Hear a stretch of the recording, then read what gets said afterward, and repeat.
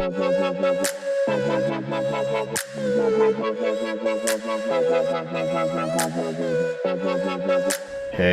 high schoolers.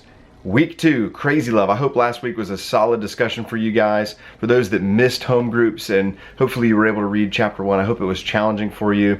Chapter 2. Let's talk about chapter 2 for a second, because this really, for me anyways, when I was rereading through it, this chapter I think is perfect timing for 2020, right? Perfect timing for 2020. A lot of us are worried about life, worried about school, worried about all the things that are going on around us, our families, our friends, you name it. We have worry, we have stress.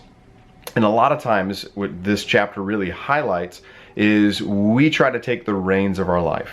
We forget about God, we forget about the power and the might and just the amazing control He has over this world, and we try to take it ourselves as humans. That's how we're wired. We want to write the story. We want to write, all of the things that are just chaotic around us. We want to try and grab the reins and bring it in ourselves, right? We forget, we stress, we worry, but a lot of that leads to we get selfish in how we live our life, right? We forget about God and we forget about His power. And I have a question I want you guys to think on from reading this chapter, and I wrote it in my chapter here, and it says, if today was the day you died, I know that's pretty rough, but just bear with me. If today was the day you died, what would you regret the most and why?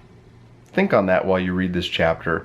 If today was the day that you were to leave this earth, what would you regret, right? A lot of times we try to focus on what's coming tomorrow, what's coming next week, what's coming next month, and we forget about, don't worry about those things. We have scripture that reminds us, don't worry about tomorrow, worry about today, right? So think on that and be ready for discussion at home groups. Have fun, guys.